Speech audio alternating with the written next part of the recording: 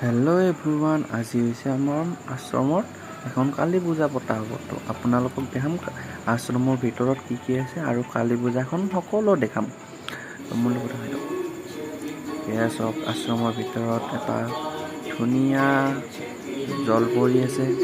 লগতে পৰিৱেশখন চাওকচোন, ইমান ধুনীয়া। আপোনালোকে পাৰে যদি এবাৰ আশ্ৰমলৈ আহিব, মা মহাকালী আশ্ৰম। আৰু ইফালে হনুমান মন্দিৰ, সকলো ভগৱান আছে ইয়াত। আপোনালোকে একবাৰ আহিব। এয়া হৈছে পৰিৱেশ, কি ধুনীয়া পৰিৱেশ। এইফালে নৱগ্ৰহ মন্দিৰ আছে আৰু এইটো আমাৰ দুৰ্গা মাৰ প্ৰতিমূৰ্তি। এয়া কালী মাৰ মূৰ্তি।